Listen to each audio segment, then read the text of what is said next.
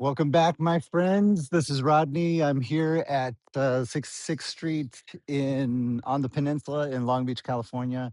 Today is Saturday, August 1st of 2026. It's about 8:10 in the morning, and we can see that the levee is pretty much intact. Um, but what I am noticing is that a lot of this has been rebuilt. I was here at about 10:45. I got some good footage right as the waves were beginning to crest over the levee, and that was happening on a really extensive area from here at 65th Street all the way down to beyond 66th Street behind me, and so a large area of this levee was near collapse at about 10:45 in the evening. Now the tide was going out at that point, so the crest had happened nearer to 9 o'clock, and at 10:45, the tide was going out, and you could see that it was noticeably retreating. However, the storm swells were still pretty big. They weren't as nearly as big as in the previous days, but still pretty powerful.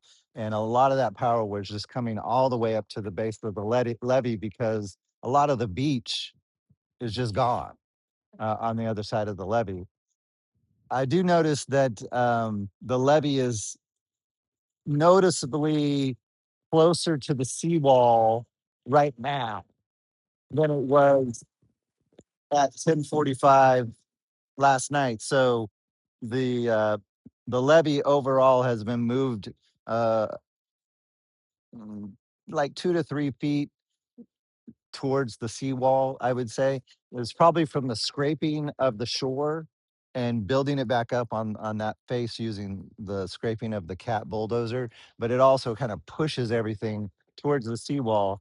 If yesterday is any indication, what the loaders up here at the top will be doing is dumping sand over the top on the face of the levee towards the sea and building it up and also kind of pushing this back in that direction. That seemed very effective. They did a good job at that yesterday. And that did seem to provide more than adequate protection for what was happening last night. The levee did erode and was failing almost entirely between 65th and beyond 66th Street. But it doesn't appear that any waves, at least any powerful waves, came over the seawall last night. I don't see any new debris. This all just looks like residuals from the previous 2 nights. And, somebody has swept a lot. So they've swept up a lot of the sand and picked up some of the debris, but there's not like lot of new debris. So I don't think the waves really hit the seawall that hard. Also, the plywood looks uh, basically intact. I do see some new damage down at 66th Street. So there probably was some wave action that hit right at 66th Street. It's like that's where it hits the strongest. Uh, but uh, but in general, it doesn't look like there was much wave action against the seawall last night. But but they're still, they're back at it this morning. They're still just in a sort of perpetual cycle here to keep things just barely ahead of the tide. Um, and so what they're doing is definitely adequate, but it's just like a never-ending process, and kind of an exercise in futility.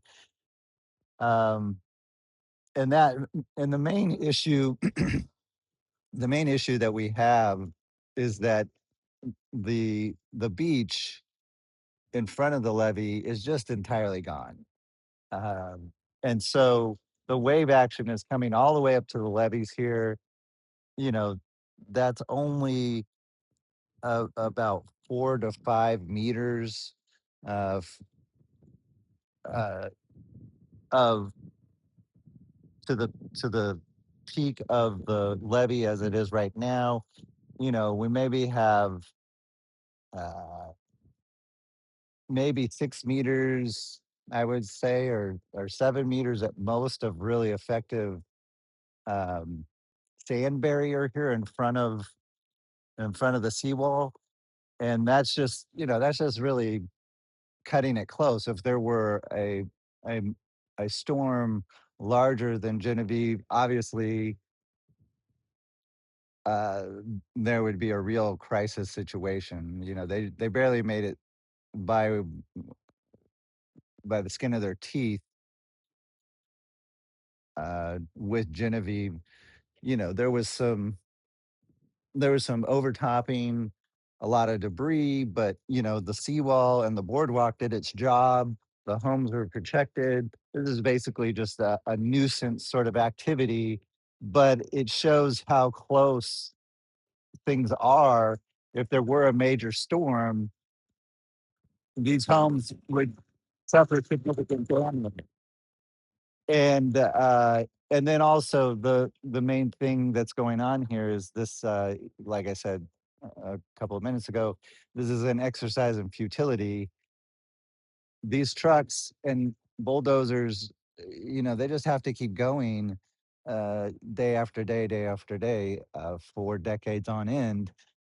And now they've retreated to, let's say conservatively, within 8 meters of the seawall for a very large stretch here.